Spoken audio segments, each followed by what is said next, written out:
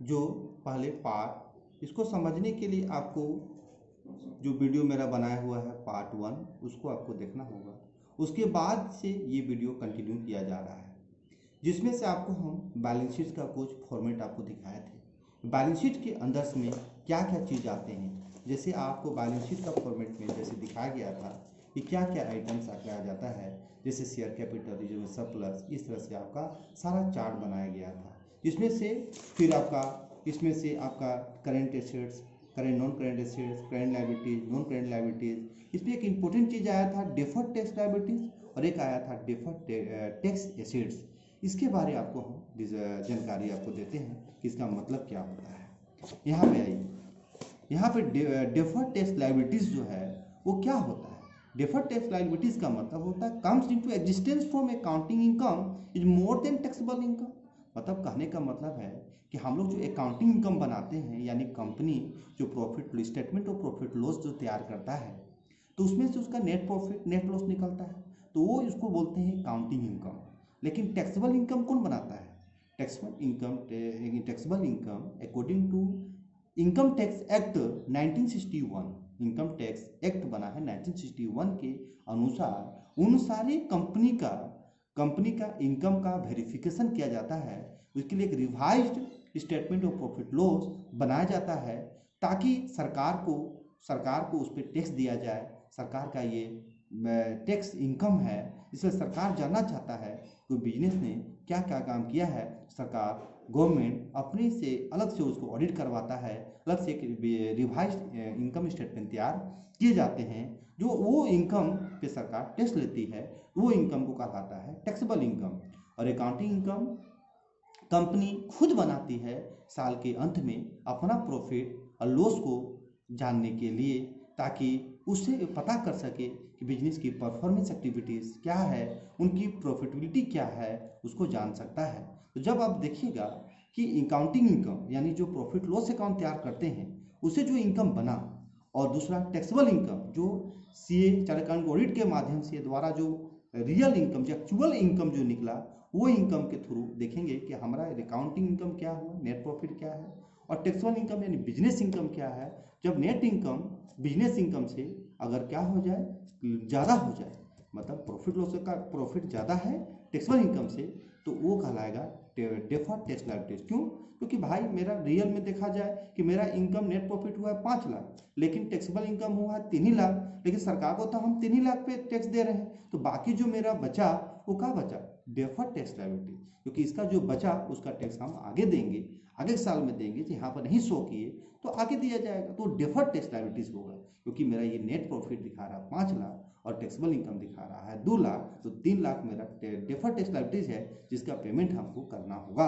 अभी तक पेमेंट नहीं किए हैं, इसलिए डेफर्ड टैक्स लायबिलिटीज को हम नॉन करेंट लायबिलिटीज का रूप माना जाता है।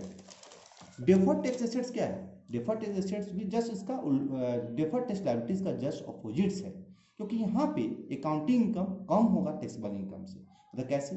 और मान लीजिए मेरा बिजनेस इनकम सरकार को टैक्स देना है 3 लाख पे, 3 लाख मेरा रियल इनकम बता रहा है, सरकार का रिवाइज स्टेटमेंट है, जो revise statement of profit loss है, और रियल जो बनाया गया है कंपनी का प्रॉफिट लॉस, जो कंपनी नेट प्रॉफिट बनाया गया है 5 लाख। यानी कहने का मतलब टैक्सेबल मेरा अकाउंटिंग इनकम हो गया 3 लाख, और सॉरी टैक्सेबल इनकम हो गया 5 लाख। तो 5 लाख में 3 लाख घटा देंगे, यानी सरकार को हम ज़्यादा पे टैक्स दे दिए ना।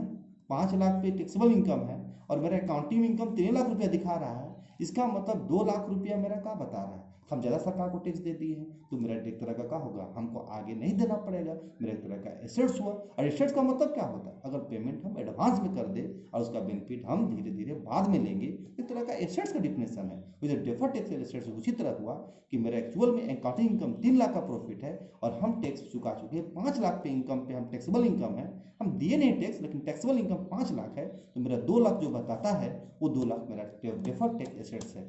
ठीक है, टैक्सेबल इनकम टैक्स को दिए नहीं है, इस इनकम पे टैक्स लगेगा, तो जिस इनकम पे टैक्स लगेगा वो टैक्सेबल इनकम।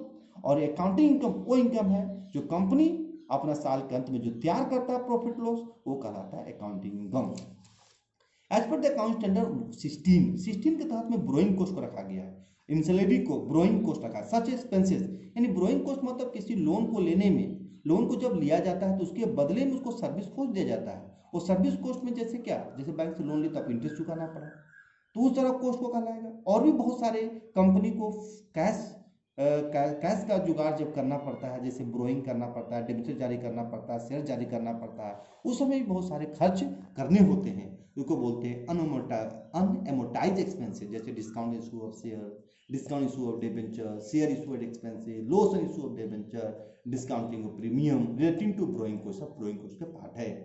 ये तुम्हारा अगला पॉइंट आता है प्रीलिमिनरी एक्सपेंसेस, अकाउंट स्टैंडर्ड 20 से। प्रीलिमिनरी एक्सपेंसेस क्या है, ये बोलता है वैसा एक्सपेंसेस है जो कंपनी के द्वारा जारी किया जाता है, इनकर्ड किया जाता है, जब कंपनी का फॉर्मेट किया जाता है, जब कंपनी का निर्माण किया जाता है, फॉर्मेशन ऑफ द कंपनी, उस समय खर्चा को हम लोग बोलते हैं प्रीलिमिनरी एक्सपेंसेस। जैसे कंपनी का जैसे प्रीलिमिनरी एक्सपेंसेस और एक्सपेंडिचर ऑन एडवर्टाइजिंग और प्रमोशनल एक्टिविटीज अकाउंट स्टैंडर्ड 26 में रखा गया है। यहाँ पे आइए, जैसे इनकॉर्पोरेशन एक्सपेंसेस बोलिए, चाहे दूसरा नाम है फॉर्मेशन एक्सपेंसेस बोलिए, चाहे प्रमोशन एक्सपेंसेस बोलिए, उसके अंदर में बहुत सारे एक्सपेंसेस हैं जो कि इंक्लूड किया गया है। जैसे एक्सपेंसेस, जैसे कोई बिजनेस को आपको रजिस्ट्रेशन करने समय, स्टार्ट करने समय, जैसे यहाँ पे लिखे expenses incurred on preparation and printing of documents pertaining और रजिस्ट्रेशन ऑफ कंपनी। आप जैसे कोई एक्सपेंसेस कर रहे हैं उस समय, जैसे इनकर्ड कर रहे हैं, प्रिंटिंग डॉक्यूमेंट का प्रिंट करवा रहे हैं, या रजिस्टर करने समय जो भी खर्चा हो रहा है वो कंपनी को चुकाना पड़ रहा है। जैसे रजिस्ट्रेशन फीस देना पड़ रहा है, रजिस्ट्रार को देना पड़ रहा है, कंपनी को रजिस्ट्रार को देना पड़ रहा है, लीगल एक्सपेंसेस हो गया, अंडरराइटिंग कमीशन हो गया, cost of common sales and preliminary books हो गया, ये सब तैयार किया जाता है।